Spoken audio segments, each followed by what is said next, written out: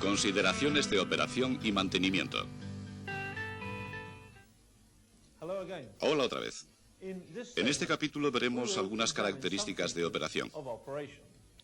En particular, hablaremos de ampacidad de cables, fallos en cables y localización y reparación de las faltas. Veamos primero la capacidad de transporte de intensidad de los cables, es decir, la ampacidad. Los cables subterráneos, igual que las líneas aéreas, están limitados en cuanto a la cantidad de intensidad que pueden transportar con seguridad.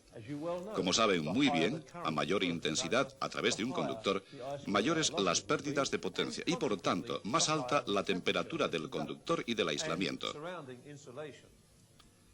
Realmente es la temperatura del aislamiento la que limita la cantidad de intensidad que un cable puede transportar. Un cable de dieléctrico sólido podrá tener una temperatura de operación máxima continua de unos 90 grados centígrados. Para un cable aislado con papel, este límite de temperatura será algo más bajo.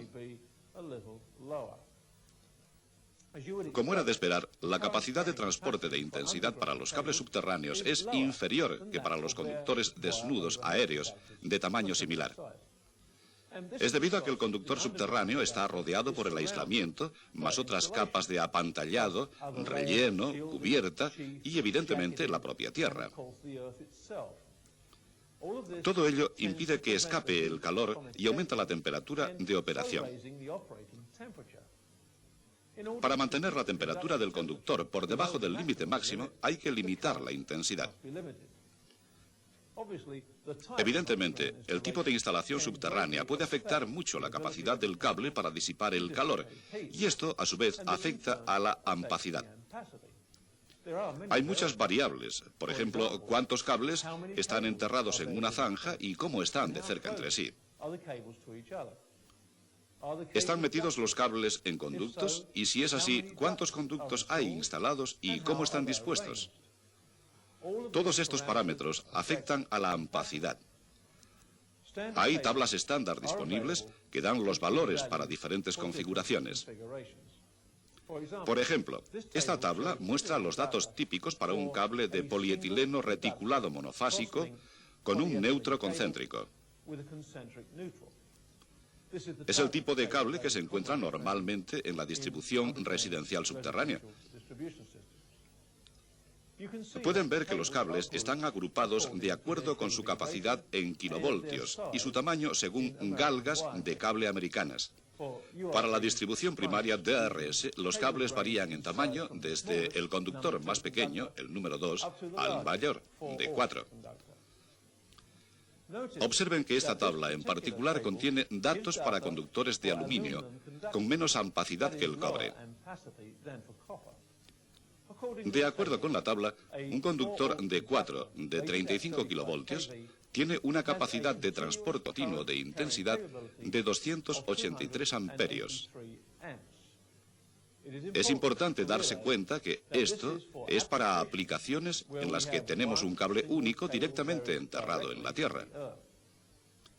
Este límite de intensidad de 283 amperios es un valor bastante alto.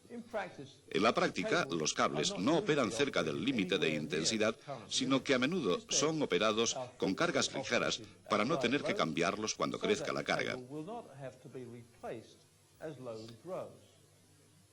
Además, una carga ligera da también al sistema de cables subterráneos una mayor posibilidad de aceptar sobrecargas.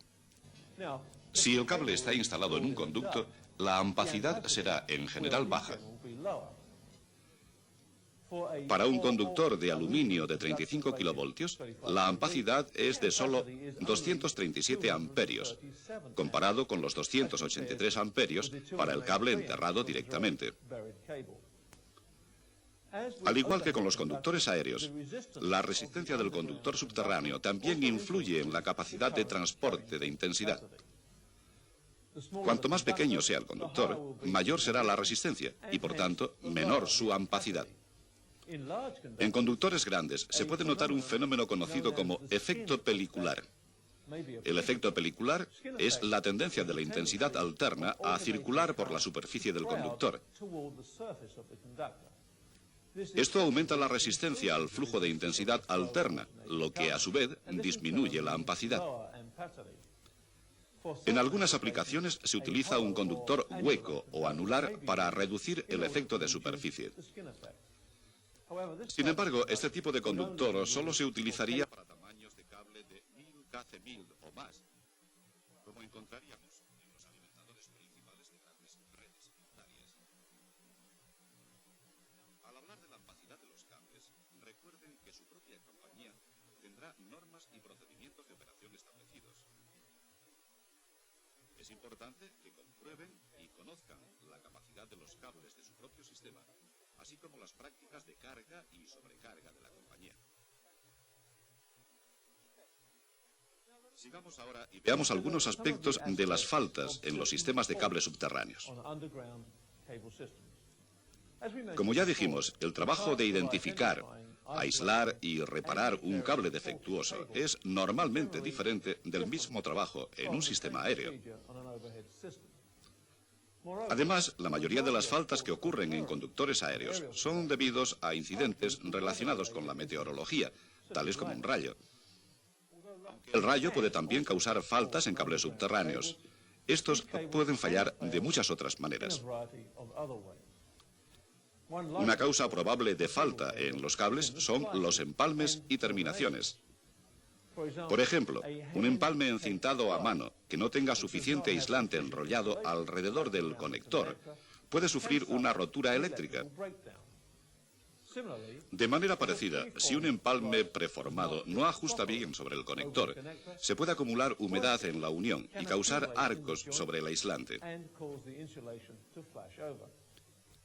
Un empalme puede tener fallos térmicos si el conector que transporta la intensidad está demasiado fijo o demasiado suelto. En cualquier caso, la parte conductora del cable tendría una resistencia mayor de lo normal, lo que a su vez provocaría el sobrecalentamiento del empalme.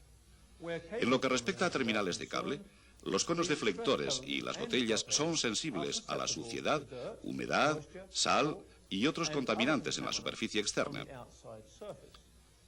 Ello puede causar derivaciones y la consiguiente perforación del aislamiento. Además, al igual que con los empalmes, un trabajo mal hecho en la instalación puede originar faltas. También pueden ocurrir faltas en el propio aislamiento. Por ejemplo, contaminantes o irregularidades dentro del aislamiento pueden causar un fenómeno conocido como ramificación. Este es el proceso mediante el cual los esfuerzos de tensión causan un deterioro gradual del material aislante. Una vez que empieza una rama, el aislamiento circundante se debilitará y la rama podrá crecer. Cuando el aislamiento esté en estas condiciones, una sobretensión brusca podría causar una perforación completa. El aislante puede fallar también como resultado de huecos o espacios de aire dentro del material aislante. La diferencia de tensión que se crea a través de tales huecos puede causar la ionización del aire, y una vez ha empezado la ionización, es solo cuestión de tiempo que ocurra un fallo completo de aislamiento. Un tercer tipo de fallo de cable es el debido a daños mecánicos. Esto podría ocurrir, por ejemplo, al usar material de relleno inadecuado para rellenar la zanja durante la instalación del cable. Si un objeto cortante perfora el aislante, a la larga podemos tener una rotura. Podríamos tener un fallo inmediato durante operaciones de excavación, quizás con una retroexcavadora. En ocasiones se han arrancado completamente cables energizados con esas máquinas. Como operador del sistema, es importante que sepa dónde están situados geográficamente los cables en su sistema. Los equipos de construcción deben comprobar siempre con la compañía antes de empezar a excavar. Al igual que los conductores aéreos, los cables están también sujetos a faltas debidas al rayo. Puede ser debido a una descarga del rayo que entra en el sistema subterráneo desde una línea aérea bajando por un poste. Hablaremos más adelante de cómo se protegen los sistemas de cable de esas sobretensiones. Veamos ahora lo que ocurre cuando realmente tenemos una falta. Aquí es donde la operación de un sistema subterráneo difiere del aéreo.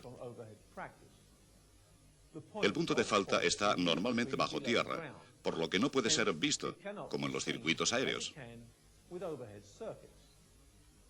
Es preciso, por tanto, utilizar técnicas y equipos especiales para localizar exactamente la falta y corregirla. Sin embargo, antes de descubrir el lugar exacto, tenemos que determinar qué sección de cable en particular tiene la falta.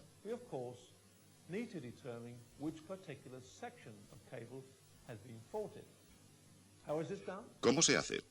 Como ya saben, una falta ocasionará normalmente el flujo de elevadas intensidades, es decir, intensidad de falta.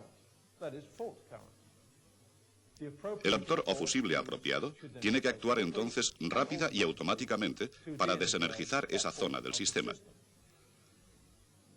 Recuerden que en un sistema totalmente subterráneo, las faltas suelen ser permanentes y, por lo tanto, no se efectúa reenganche. Hablaremos mucho más sobre dispositivos de maniobra, aislamiento y protección más adelante. Una vez que se ha aislado la zona adecuada del sistema, tenemos que encontrar la sección del cable que falla. Muchas compañías utilizan algún tipo de localizador de faltas situado en cada transformador de distribución o montado quizás sobre un conector de pinza aislado.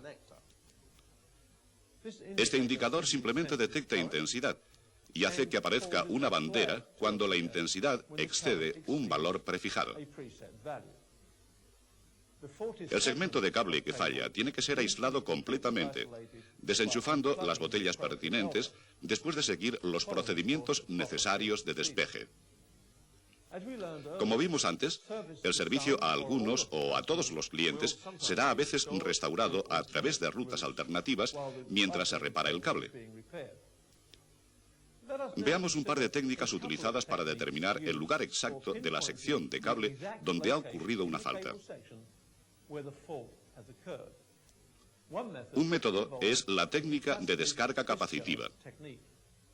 En este método se carga un condensador a alta tensión predeterminada, se desconecta del cargador y se descarga en el cable.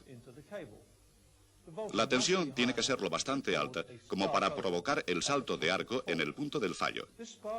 Esta chispa produce un fuerte ruido de golpe que puede oírse aunque el fallo sea bajo tierra. Por esa razón, el equipo de descarga capacitiva se llama a menudo un golpeador. La técnica del golpeador es muy efectiva en aplicaciones de enterramiento directo. Sin embargo, cuando los cables están instalados en capas, la técnica no es tan buena, puesto que pueden existir pérdidas y distorsiones significativas del sonido a través de la propia estructura de la bandeja.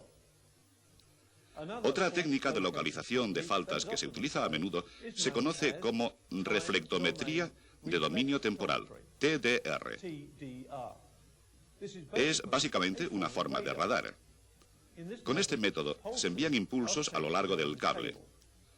Estos impulsos serán reflejados desde cualquier punto del cable donde cambie la impedancia, como ocurriría en el lugar de la falta. Midiendo el tiempo que tardan en volver los impulsos reflejados, podemos calcular la distancia hasta el fallo. La técnica TDR es válida para un recorrido limpio de cable de longitud moderada. No es tan adecuado cuando el cable tiene muchos laterales y otras conexiones, puesto que la impedancia de la línea cambiará en cada uno de los puntos de conexión.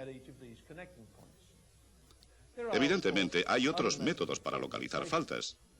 Deben preocuparse de comprobar las técnicas utilizadas en su propia compañía. Después de localizar la falta, los equipos de trabajo excavarán hasta el cable y facilitarán espacio para trabajar a su alrededor, examinarlo y repararlo. Normalmente el tramo de cable defectuoso tendrá que ser cortado y sustituido. Entonces habrá que colocar un pequeño tramo de cable nuevo, y eso se hará mediante empalmes, como ya hemos visto. Al instalar el sistema de cables, los cables se suelen comprobar aplicando alta tensión de corriente continua entre el núcleo conductor y el apantallado exterior. Esta prueba mostrará cualquier punto débil del aislamiento o juntas y conexiones. De manera parecida, después de una reparación, se hace la prueba en corriente continua, pero esta vez con menos tensión. Se hace eso para asegurarse de que la reparación no fallará en servicio.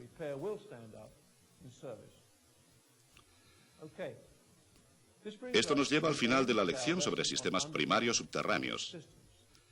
En esta cinta hemos intentado darles tanta información práctica como ha sido posible sobre diseño, construcción y soporte físico para los sistemas de cables.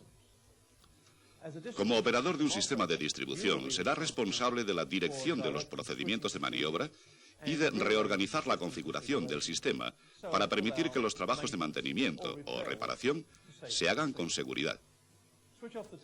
Apaguen ahora la cinta y repasen este material a fondo en sus cuadernos.